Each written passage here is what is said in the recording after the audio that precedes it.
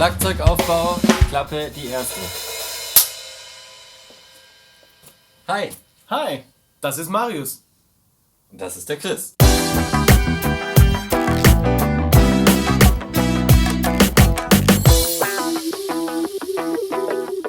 Wir erklären dir, wie man das Schlagzeug aufbauen kann, so dass du den optimalen Aufbau für dich finden kannst und am besten ergonomisch spielen kannst.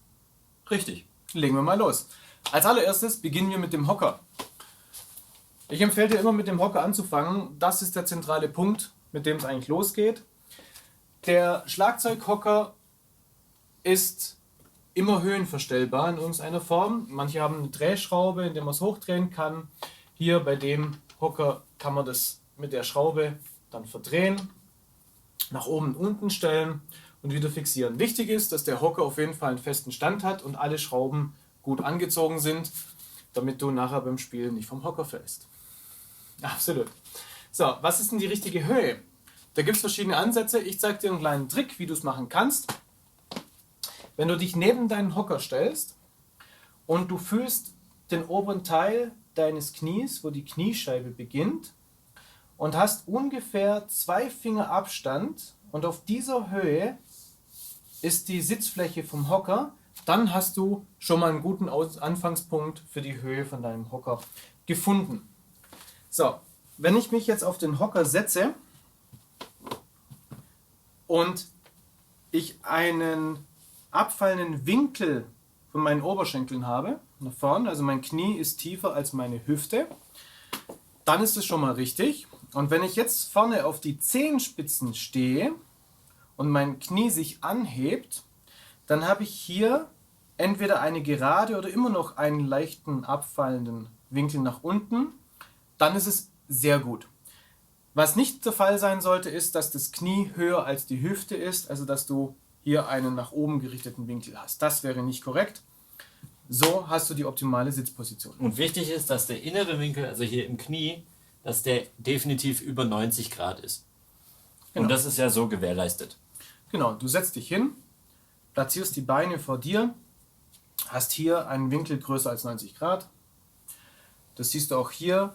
Wenn du dann an den Knie entlang schaust, kannst du hier deinen Fußrücken und die Zehenspitzen in der Verlängerung sehen.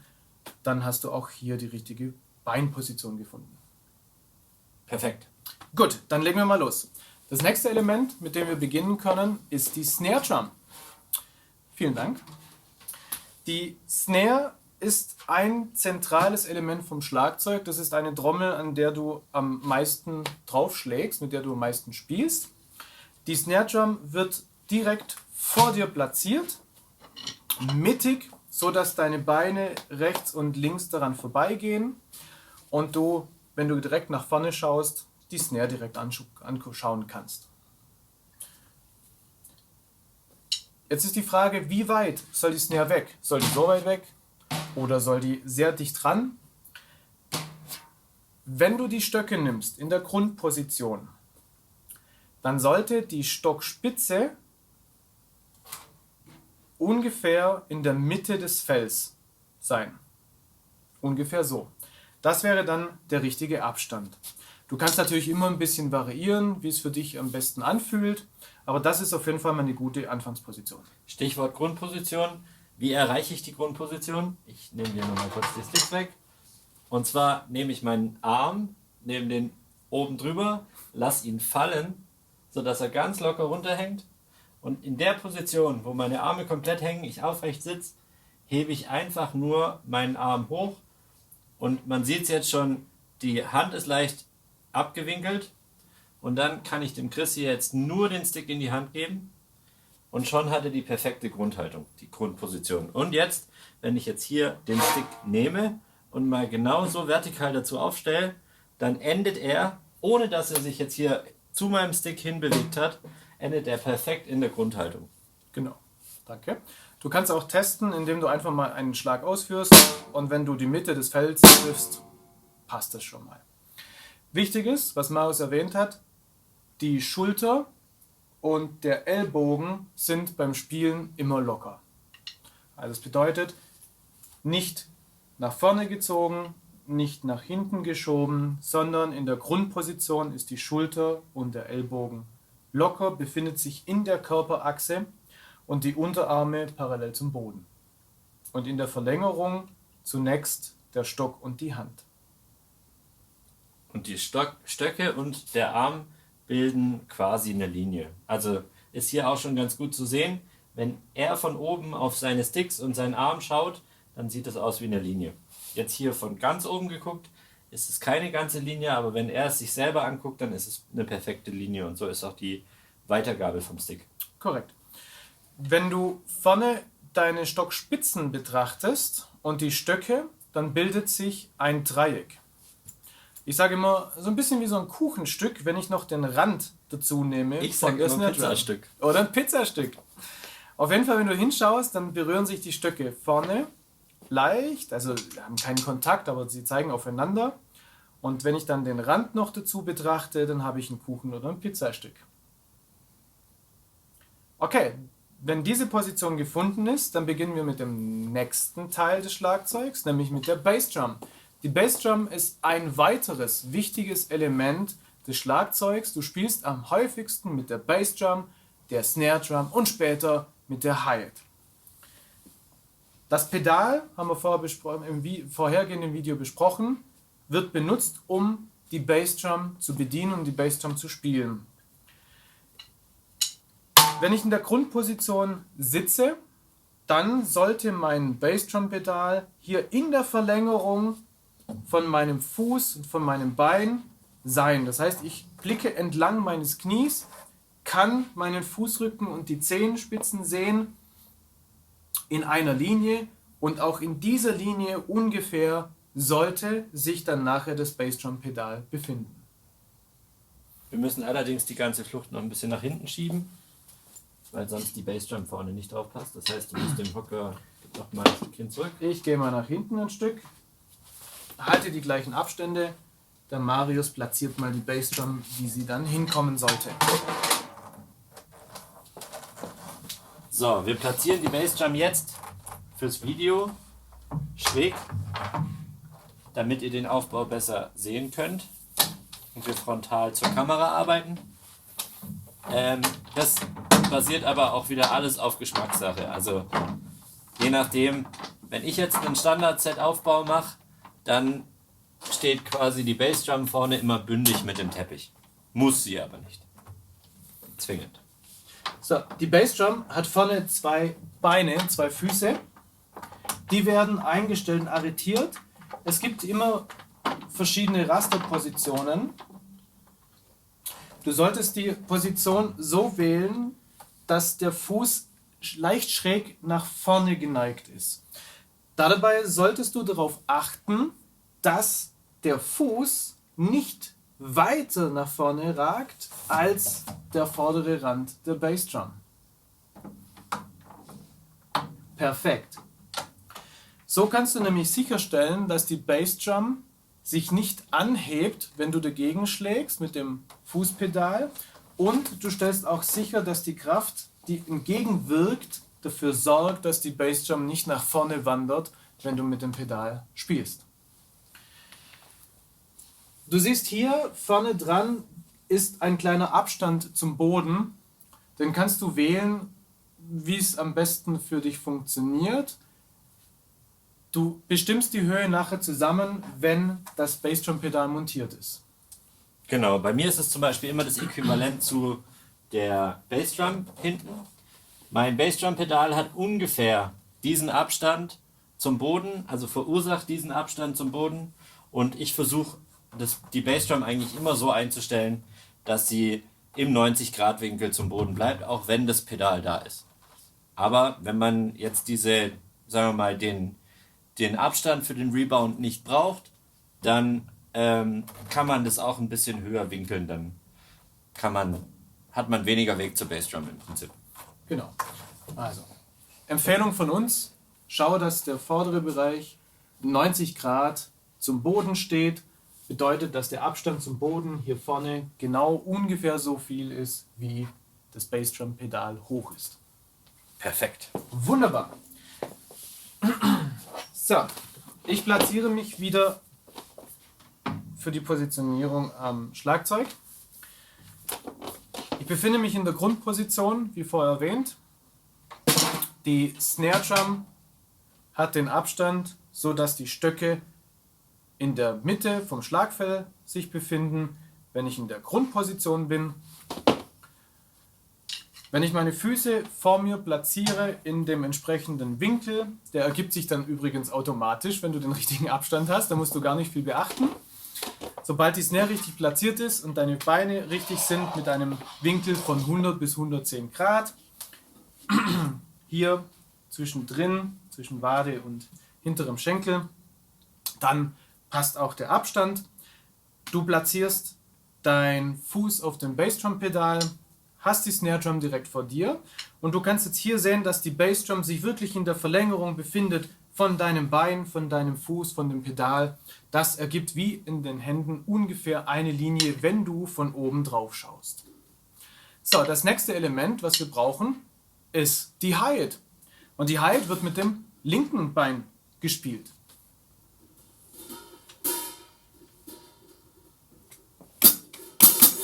Wunderbar. So, wir können hier noch die Höhe nochmal justieren. Du solltest schauen, dass hier die Aufnahme vom Pedal auch auf dem Boden aufsitzt, leicht so, dass es gemeinsam mit den 3 Füßen des Hi-Hat-Ständers eine stabile Basis gibt. So, ich platziere mein Bein darauf, mein Fuß. Und du kannst jetzt sehen, das ist der Grundaufbau mit den 3 wichtigsten Elementen vom Schlagzeug zunächst. Mit der Hi-Hat, der Snare und der Bassdrum. Wir müssen noch eine wichtige Frage klären. Wie hoch muss die Snare Drum sein und wie hoch soll die Hi-Hat sein? Also, die Hi-Hat, die positioniere ich immer so hoch, dass ich alle Klänge gut abrufen kann. Also im Prinzip schaue ich, dass ich die Saite gut treffen kann. Für den etwas rockigeren Sound.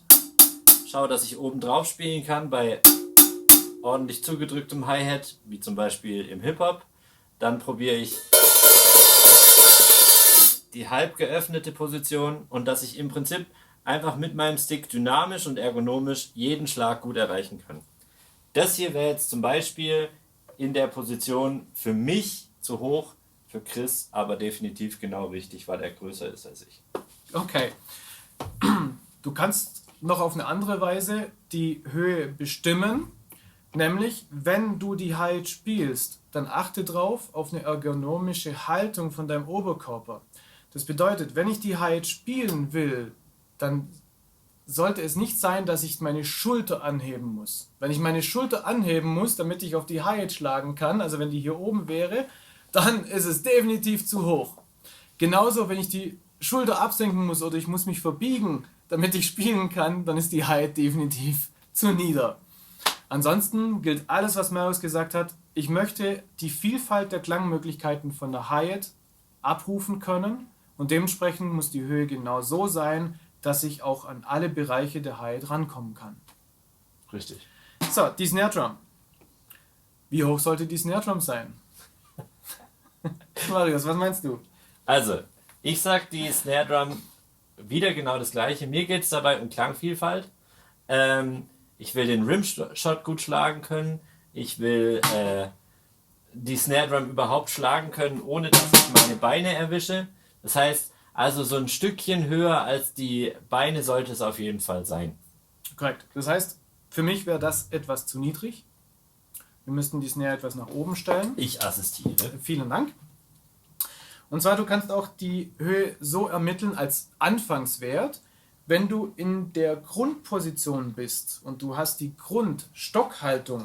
Das bedeutet lockere Schultern, lockere Ellbogen, die Unterarme sind parallel zum Boden, deine Stöcke bilden zusammen mit dem Rim, mit dem Spannreifen, das Snare, das Pizzastück oder das Kuchenstück und du bist dann mit der Stockspitze so zwischen 3 und 5 cm entfernt vom Fell, dann hast du einen guten Ausgangspunkt. Und von hier aus kannst du dann etwas variieren nach deinen Vorlieben, vielleicht noch ein bisschen höher, vielleicht ein bisschen tiefer.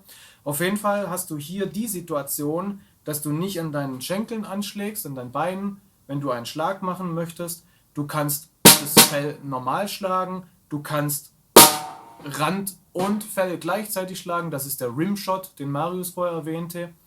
Und du kannst auch deinen Stock auflegen und auf den Spannreifen schlagen, das ist ein Rim-Click, sagt man dazu. Und hast so alle möglichen Klänge zur Verfügung, die die Snare dir bieten kann. Und wie Chris gerade eben gezeigt hat, bei dem Rim-Click, mach nochmal mit deiner Hand vorne, genau, ohne seine ergonomische Position zu verlassen. Also er geht minimal nach vorne, aber es ist keine so große Bewegung. Also es ist dann so oder daher in der Position ist es perfekt. Genau.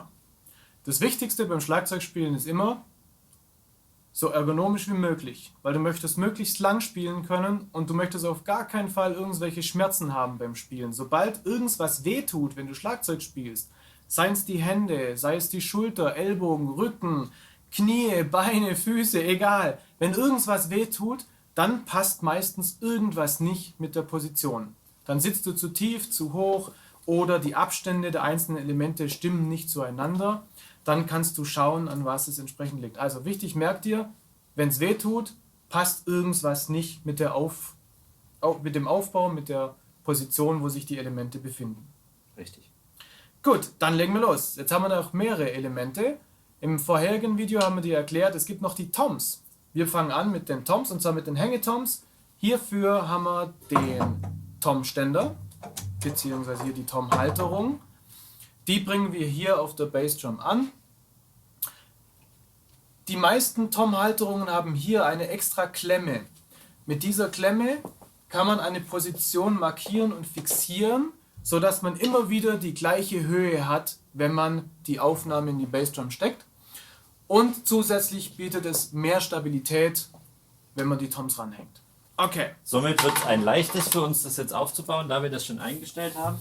Also wenn ihr das beim Aufbau zu Hause habt, empfiehlt es sich auf jeden Fall, dass ihr... Ich mache mal kurz die Snare weg. Ja, wenn ihr das zu Hause macht und ihr habt die Grundposition gefunden, alles steht genauso, wie ihr es euch vorstellt, dass ihr diese Toms dann auch ebenfalls, wenn ihr welche habt mit diesen Memory Locks, so heißen die, befestigen könnt und die Memory Locks auch in Position schiebt, weil solltet ihr dann mal einen Gig haben und irgendwo ein Konzert spielen zum Beispiel, dann seid ihr halt beim Aufbau viel, viel flinker, oder wenn die Handwerker mal kommen und man muss das Schlagzeug irgendwie unvorhergesehenermaßen abbauen, dann seid ihr sofort wieder am Start und habt euer Schlagzeug genauso richtig positioniert, dass die Toms auch passen.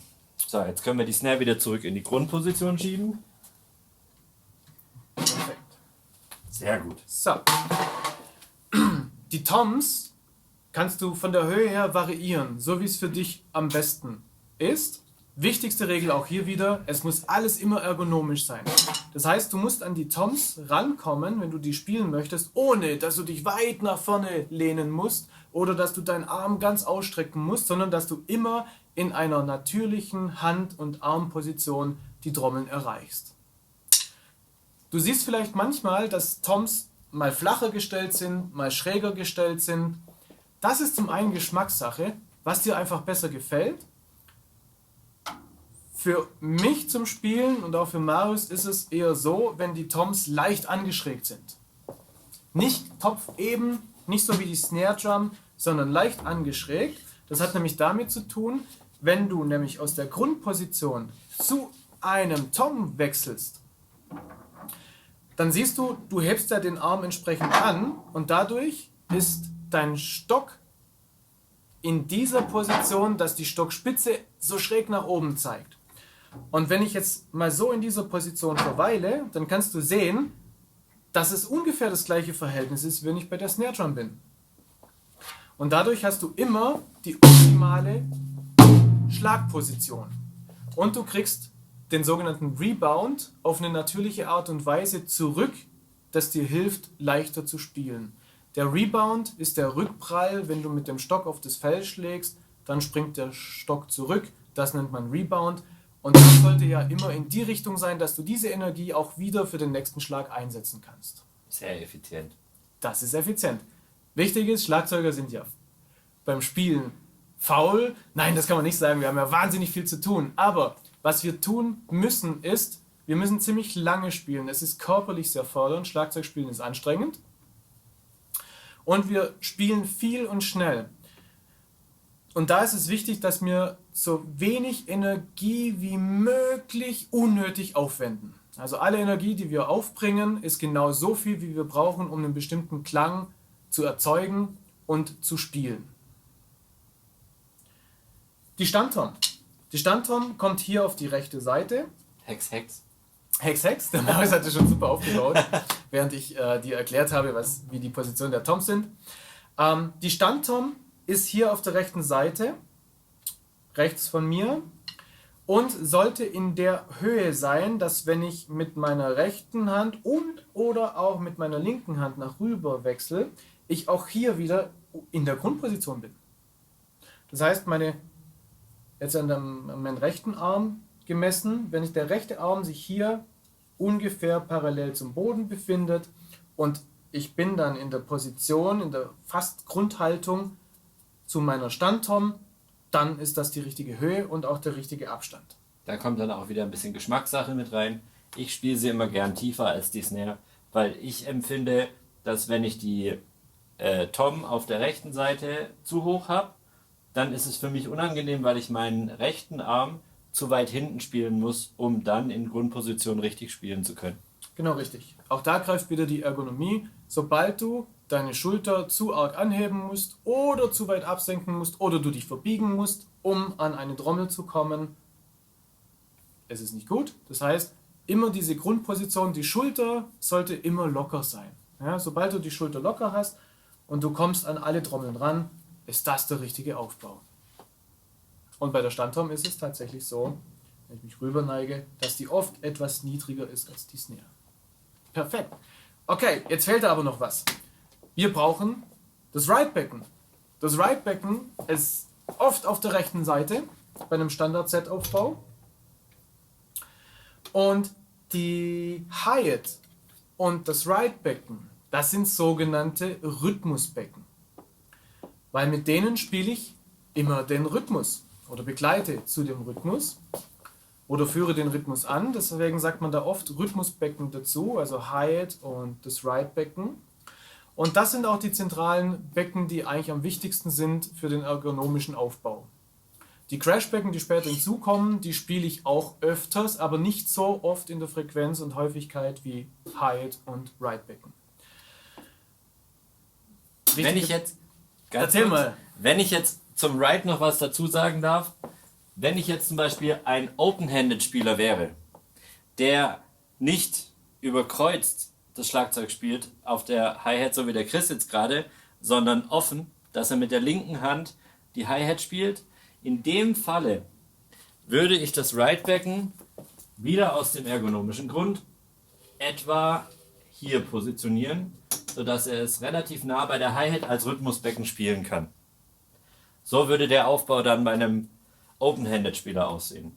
Bei einem Linkshänder wiederum wäre das ganze Schlagzeug, um das jetzt mal zu sagen, komplett spiegelverkehrt. Also Tom 1 wäre hier, Tom 2 wäre da, Tom 3, wo die Snare ist und die Snare dort, wo jetzt die Tom ist. Und natürlich spielst du die Bassdrum dann mit dem linken Fuß und die Hi mit dem rechten Fuß, wenn du Linkshänder bist. Einfach einmal komplett spiegelverkehrt.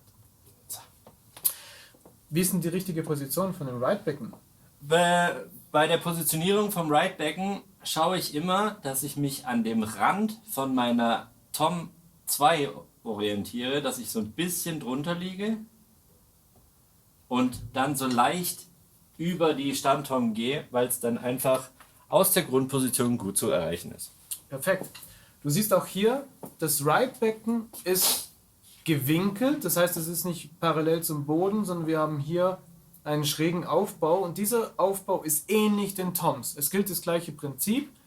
Du baust das Ride-Becken so auf und stellst die Schräge so ein, dass wenn du rüber wechselst, mit der rechten Hand zum Beispiel, und du möchtest hier spielen, dass automatisch die natürliche Stockhaltung, natürliche Stockposition gegeben ist und du den Rebound wieder optimal nutzen kannst.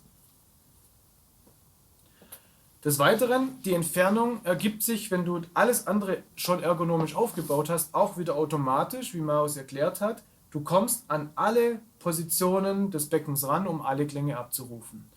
Du kannst auf dem Rücken spielen. Du könntest die Kante auch treffen, wenn du möchtest. Und ganz wichtig, du kommst auch an die Kuppe ran, hier oben, oder Glocke, und kannst die schön seitlich spielen. Zu den einzelnen Klängen erzählen wir dir gleich noch was. So, das nächste, was kommt, sind die Crashbecken. Bei diesem Schlagzeug haben wir 2 Crashbecken, ein kleines und ein größeres. Wie rum du das aufbaust, groß nach rechts oder nach links, das ist dir überlassen, was dir am besten gefällt. Aber wie machst du das? Große eher rechts oder das kleine rechts oder links? Oder Bei den wie Becken baust du das gehe auf? ich immer von groß nach klein. Also so ist mein Standardaufbau. Das Ride-Becken als größtes Becken, dann mein nächstgrößeres oder nächstkleineres Crash-Becken. Dann kommt danach das nächstkleinere Crash-Becken. In dem Fall hier haben wir, 20, dann haben wir 18 Zoll und dann haben wir 16 Zoll. Und was ich jetzt mal kurz anmerken muss, wir haben die Becken gerade unabhängig voneinander vorhin aufgebaut bei unserem Erklärvideo und wir haben beide exakt die gleiche Höhe getroffen, ohne uns abzusprechen. Das ist schon spooky. Tja, das ist ein eingespieltes Thema. So, jetzt bei der Crashbecken-Positionierung mache ich Folgendes. Und zwar wieder ein kleines bisschen Neigung, aber das ist basiert alles auf persönlicher Präferenz. Also ich weiß vom Chris zum Beispiel, dass er die Becken immer gerne ein bisschen geneigt spielt. Ich selber spiele die Becken einfach waagrecht, aber nur die Crashbecken. Warum ich das tue? Weil ich die Crashbecken wirklich ausschließlich dafür nutze, dass ich den Rand spiele, also dass ich sie uncrashe. Und dadurch kriege ich einfach die meiste Lautstärke raus. Richtig. Grundsätzlich ist es so, Becken haben eigentlich immer 3 Bereiche, mit denen du spielen kannst. Es gibt immer die Kante, im Englischen sagt man Edge dazu. Dann gibt es hier diesen Rücken, im Englischen sagt man Bow dazu. Und dann gibt es hier noch die Glocke oder Kuppe, die man hier entsprechend auch noch spielen kann. Und je nachdem, wie deine Spielart und deine Spielweise ist und welche Klänge du abrufen möchtest, kannst du hier in der Position variieren, wie Marius eben erklärt hat. Wenn du die Becken etwas mehr geneigt hast, dann kommst du auch leichter an die Kuppe ran, falls du zum Beispiel im Crashbecken auch manchmal mit der Kuppe spielen möchtest. Wenn du die etwas flacher gestellt hast, dann ist es einfacher, immer nur die Kante zu spielen, weil dann wäre es natürlich schwieriger, oben an die Kuppe ranzukommen. Was gut und richtig ist, ist dir überlassen, so wie es für dich am besten ist. Es gibt aber eine Regel bei den Becken, bei den Kantenspielen. Stell es immer so ein, dass du, wenn du die Becken schlägst, niemals so auf die Kante kommst. Ja? Das ist ganz wichtig, sondern dass du immer auch hier einen kleinen Winkel hast zwischen der Kante und dann dem Beckenverlauf und deinem Stock. Wenn du zu flach, also mit einem zu großen Winkel draufschlägst, dann geht das Becken sehr schnell kaputt. Wenn du so eine Einstellung zum Beispiel hast, ist das nahezu unmöglich. Möglich, aber definitiv weniger, weil es kommt auch immer noch mal ein bisschen drauf an, wenn ich das Becken anschlage, wobei, da sind wir eigentlich schon bei Technik, wenn ich das Becken anschlage, dass ich es anschlage und dann runterdrücke, also je weiter ich es in die Schraube reindrücke, beziehungsweise in das Filz hier oben, wenn ich komplett durchziehe, dann wird das Becken definitiv brechen. Ich mache es bei den Crashbecken immer so, ich schlage die Crashbecken an und entferne mich dann wieder. Lass es quasi schwingen und entferne mich dann wieder. Und so habe ich schon seit Jahren, wirklich 4, 5 Jahre, den gleichen Beckensatz. Genau, richtig. Gut. Okay, das ist der grundlegende Aufbau vom Schlagzeug. Wir haben 2 Crashes, tada, 2 Crashes, ein Ride-Becken, eine Hi-Hat, eine Snare Drum, 2 Hängetoms, eine Standtom und die Bassdrum. So sieht ein ergonomischer Schlagzeugaufbau auf. Daran kannst du dich orientieren. Das ist ein guter Startpunkt. Feinheiten zu justieren ist ganz normal. Das kommt mit der Zeit. Du spielst und merkst dann plötzlich, okay, das Becken mag ich, wenn es ein bisschen höher und ein bisschen tiefer ist. Dann ist das vollkommen legitim und auch richtig. Wichtig ist immer, ich kann es nicht oft genug betonen, auch Marius nicht, immer ergonomisch einstellen, sodass du an jedes Instrument deines Schlagzeugs, an die Becken, die Toms, immer ohne großen Kraftaufwand und ohne große unnatürliche Bewegungen rankommst. Ganz normal ist auch, dass das Schlagzeug über die Zeit, die du spielst, wächst es quasi mit dir und deinen Gewohnheiten. Dann ist da halt mal eine Tom weniger, dann ist da eine Tom mehr, vielleicht sogar 3 Hängetoms und das wird definitiv passieren über die Jahre. Absolut. Okay, noch zu den Klängen und Spielbereichen von den einzelnen Trommeln und von der Hi-Hat. Wichtig ist, probier so viel aus wie möglich, teste, spiel an, hör dir an, wie die Sachen unterschiedlich klingen und versuch die auch in dein Spiel zu implementieren. In den nachfolgenden Videos erklären wir dir immer schrittweise, wie du die einzelnen Sachen einsetzen kannst als Grundlage, auf der du dann entsprechend aufbauen kannst. Richtig. Perfekt. Und jetzt kommen wir zum nächsten Punkt. Das Set soll auch ein bisschen klingen. Das soll gut klingen. Ja? Das heißt, wir müssen immer regelmäßig schauen, dass unser Schlagzeug gestimmt ist. Und da gibt es jetzt unterschiedliche Herangehensweisen. Wir möchten dir erklären, wie die einfachste Herangehensweise ist, als Startpunkt, von der aus du auch hier wieder starten kannst und dir überlegen kannst, wie du deinen eigenen Klang dann nachher findest. Ja. Gut, legen wir los. Das Einfachste ist, glaube ich, wenn wir mit der Tom anfangen. Ja. Okay. Dann wollen wir mal die Tom stimmen. Was brauchen wir denn alles für Stimmen? Wir brauchen einen Stimmschlüssel. Tada! Okay, das Ding hier ist ein Stimmschlüssel. Und der Stimmschlüssel, der passt perfekt hier auf die Stimmschraube drauf. Und jetzt ist nur die Frage, ja, wie fange ich denn eigentlich an zu stimmen? Also, wir gehen jetzt mal davon aus, dass unser Schlagzeug schon befällt ist. Also, die Felle sind drauf, so wie hier jetzt auch. Wir haben das Schlagzeug jetzt gerade eben aufgebaut und dadurch, dass es jetzt eine Weile stand oder so, haben sich hier einzelne Schrauben ein bisschen gelockert. Wenn wir jetzt neue Felle aufziehen, da gibt es dann wieder neue Regeln dazu. Allerdings, wir gehen jetzt mal davon aus, dass die Felle schon drauf sind. So, wie überprüfe ich, ob meine Trommel stimmstabil ist, beziehungsweise richtig klingt? Ich hau im Prinzip einfach erstmal drauf. So, und die Trommel ist voll in Ordnung. Das Einzige, was gerade mit resoniert hat, war der Teppich von der Snare. Das lässt sich nicht vermeiden. Das passiert immer. Ich habe mal den Teppich entspannt, dass der mal nicht zu arg mitklingt, dass man den Klang der Tom deutlicher hören kann. Genau. Und ich klopfe jetzt hier mit meinem Stick am Rand jeweils an den gegenüberliegenden Spannschrauben und schaue, ob die identisch klingen vom Ton her. Das ist eigentlich die einfachste Herangehensweise, aber wichtig ist immer gegenüberliegend. Und ich höre jetzt schon, der hier, die sind komplett identisch. Die hier ist ein kleines bisschen höher, also kann ich mit der ein kleines bisschen zurück. Jetzt ist sie exakt gleich. Jetzt bin ich tiefer, das heißt, jetzt regle ich hier gegenüberliegend, wichtig, ganz kleine Bewegungen nach und habe jetzt beim Klopfen gerade gehört,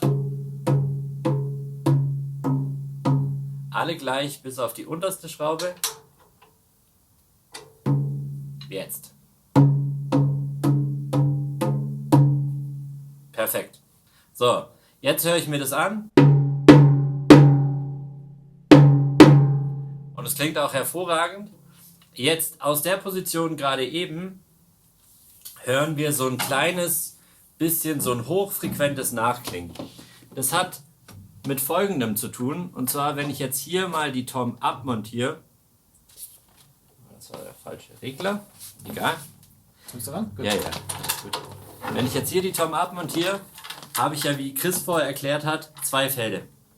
Einmal das Schlagfell und am besten kann ich dir auch stimmen, wenn ich das jetzt nicht so mache wie gerade eben. Ich wollte einfach nur den Originalklang zeigen, dass ich mit meinem Knie oder ich nehme eine Unterlage, Teppich oder sowas, stelle es auf den Boden, weil so verhindere ich eben, dass das untere Fell mitklingt. Und jetzt klopfe ich hier nochmal ab. Perfekt. Und jetzt klopfe ich hier unten mal ab. Und da stellen wir fest, dass das untere Fell viel höher klingt. Und zwar ist es ganz wichtig, dass beim Stimmen ist es immer das Zusammenspiel aus beiden Fällen. Wenn ich eher einen tiefen Klang will, aber trotzdem ein gutes Rebound-Verhalten am Schlagfell, dann drehe ich mein Fell hier unten ziemlich weit runter. Der einzige Nachteil, der dabei kommt, ist, dass die Tom so einen leichten Klangabfall hat. Also es macht so ein Buh, geht quasi von oben nach unten. Wenn ich jetzt zum Beispiel will, dass meine Tom kürzer klingt, kurz und knackig, dann schaue ich, dass ich mein unteres Fell, das Resonanzfell, einfach höher stimme als das obere Fell, weil dadurch, dass es höher angezogen ist, schwingt es nicht so lang. Und so kriege ich es hin, ohne irgendwie Gaffertape oder Moongel oder sonstige Sachen, die da gerne draufgeklebt werden, kriege ich es hin, dass ich eine kurze, knackige Tom habe, ohne, man sieht's, ohne dass irgendwas draufgeklebt wurde. Das ist auch ganz wichtig an der Stelle. Du solltest immer versuchen, einen guten Klang von deinem Schlagzeug zu erzielen, ohne genau diese Hilfsmittel wie Moongel, das sind solche kleinen Pads, die man einfach draufkleben kann, etc. zu benutzen. Das sind dann nur zusätzliche Optionen, um den Klang weiter zu gestalten. Okay. Das ist die Herangehensweise, wie man das mit jedem Tom machen kann. Standtom, größeres Hängetom, kleines Hängetom. Die Herangehensweise, wie Marius das gerade erklärt hat, gilt für alle drei. Okay, was gibt es denn bei der Snare Drum Besonderes? Bei der Snare Drum, da muss ich darauf achten, dass ich ja mein Schlagfell, um möglichst viel Rebound zu kriegen und auch Tonhöhe, ziemlich fest anziehe. Daher bei der Snare Drum haben wir auch eine geringere Kesseltiefe. Das heißt, hier können wir durchaus darauf achten, dass unser Resonanzfell ein bisschen lockerer gezogen ist, weil wir ja auch einen etwas längeren Klang wollen als zum Beispiel bei den Toms. Also mein Schlagfell von der Snare versuche ich immer relativ hoch zu tunen, da ich auf der Snare den bestmöglichen Rebound haben möchte. Auf den Toms spiele ich nicht so viel wie auf der Snare, daher auf der Snare soll es schon besser hüpfen. Und mein Snare-Sound variiert natürlich immer von Musikrichtung zu Musikrichtung. Also es gibt durchaus mal, dass ich meine Snare relativ locker spiele, mit einem umgedrehten Fell drauf zum Beispiel oder so, aber wir reden ja von Grundeinstellung. Hier mache ich es folgendermaßen, ich mache mein Schlagfell ziemlich fest und mein Resonanzfell für den Startpunkt ziemlich locker. Ich kann das mal kurz demonstrieren. Und zwar muss ich, um das hier zu zeigen, wie fest mein Resonanzfell gespannt ist, kann ich meinen Stick nehmen und hier unter den Teppich drunter schieben. Dann ist der schon mal weg. Und dann kann ich hier abklopfen.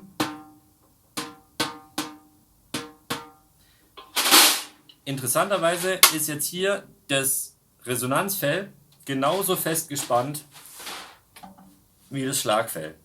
Ich zeige es kurz. Exakt gleicher Ton. Wenn du Schlagfell und Resonanzfell gleich stark spannst, dann hast du den längsten Klang oder Ton, den du überhaupt von der Trommel bekommen kannst. Und der schwingt am längsten nach dann quasi. Ja. Und wenn ich die Snare jetzt zum Beispiel knackig machen möchte und kurz, in dem Fall drehe ich mein Resonanzfell eher runter, weil dann die Auflagefläche vom Teppich verhindert, dass es diesen Abfall von oben nach unten macht. Ich zeige das mal ganz kurz. Also ich bin jetzt überall meine Viertelumdrehung noch mit runtergegangen, vorher waren wir komplett gleich. Jetzt hören wir mal, wie es klingt.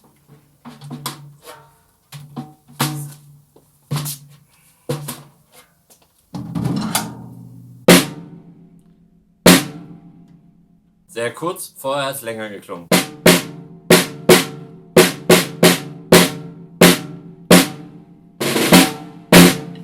So. Der Punkt ist, wenn ich jetzt mit so einem lockeren Tuning hier unten spiele, muss ich natürlich gucken, dass der Teppich dementsprechend gespannt wird. Weil die beiden spielen ja auch zusammen. Wenn das Fell hier unten jetzt zu locker gespannt ist, dann überschlägt sich der Teppich. Daher nicht zu locker. Das war jetzt tatsächlich schon fast ein bisschen zu arg. Ich gehe wieder ein Stückchen zurück. Eine Achtelumdrehung. So.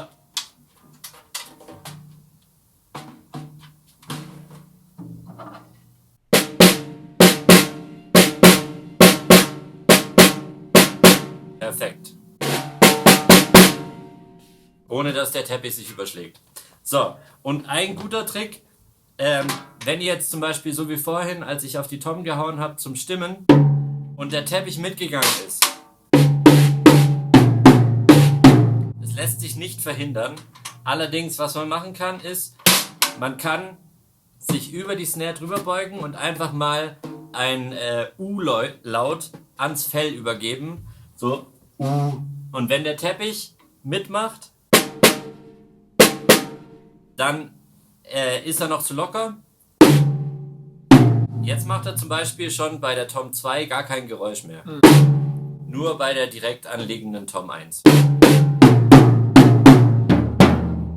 Und so kann ich ein bisschen ermitteln, wie fest ich den Snare-Teppich ziehen muss. Richtig. Was auch ein wichtiger Aspekt ist beim Stimmen vom Schlagzeug, betrachte das Schlagzeug immer als Ganzes. Jedes Instrument spielt immer zusammen und gemeinsam ergeben sie einen Klang. Das heißt, es ist okay, wenn der Teppich ein bisschen mitklingt und mitscheppert. Ja, da resoniert dann das ganze Schlagzeug ein bisschen mit. Das ist auch, was ein akustisches Schlagzeug hier ganz besonders macht. Dieses sogenannte Übersprechen. Das heißt, wenn ich auf eine Trommel drauf haue und die andere Trommel mit angeregt wird zum Schwingen und auch ganz leicht einen Klang abgibt, dieser Klangmix ergibt nachher den gesamten Klangeindruck vom Schlagzeug. Okay, jetzt haben wir noch die Bassdrum. Ja. Was können wir denn zur Bassdrum sagen zum Stimmen? Also bei der Bassdrum mache ich es immer folgendermaßen. Ich probiere das Schlagfell so locker wie möglich zu machen, um den tiefstmöglichen Ton aus der Bassdrum rauszukriegen. Bei dem Schlagfell versuche ich, je nach Rebound-Situation, die ich haben möchte, mein Schlagfell anzuziehen. Wenn ich jetzt zum Beispiel schnelle Schläge oder Double Bass oder sonstiges spiele, dann versuche ich mein Fell ein bisschen mehr anzuziehen. Allerdings, wenn ich irgendwie langsame Musikrichtungen wie Hip-Hop oder Pop oder sonstiges spielen möchte, dann kann ich das Schlagfell relativ locker lassen sogar, um einen noch tieferen Klang zu generieren. Und ebenfalls probiere ich jede Stimmschraube gleich anzuziehen, um die Bassdrum möglichst knackig und punchig klingen zu lassen. Und hier zum Beispiel an der Stelle haben wir gar nichts in der Bassdrum. Wir haben einfach einen Dämmring, der an dem Fell hinten befestigt ist, um ungewollte Resonanzen aus dem Schlagfell rauszuziehen. Und da wir vorne unser Fell so locker gespannt haben, haben wir nahezu keine Resonanzen in der Bassdrum drin und eine schön knackige, kurze Bassdrum. Optimal. Also fassen wir nochmal zusammen. Das Resonanzfell, also das Fell hier vorne, möglichst locker gespannt. Ja. Wichtig ist, nicht zu locker. Es darf keine Faltenbildung am Rand entstehen. Also Ja. das Fell muss gleichmäßig gespannt sein. Quasi gerade so, dass es richtig in Spannung ist, aber nicht zu stark, also sehr locker. Ich ziehe es immer handfest an. Handfest also an der an? Schraube handfest, ganz kurz zur Erklärung, bedeutet, dass ich die Schraube bis zum maximalen Punkt mit meinen Händen festdrehe. Also, Und so ziehe ich vorne an. okay, also bis zu dem Punkt, wenn du jetzt nicht mehr weiterdrehen kannst mit den Fingern Ja, und den Stimmschlüssel bräuchtest, ja, das ist der Punkt, wie du das Resonanzfell spannst. richtig. Also sehr locker. Und das Schlagfell ein bisschen nach eigenem Ermessen, wie es sich gut anfühlt, ob man mehr Rebound haben möchte oder weniger Rebound. Aber auch hier gilt, es darf keine Faltenbildung am Rand entstehen. Alle Schrauben müssen gleichmäßig gespannt sein Ja. und dadurch auch das Fell gleichmäßig in Spannung sein.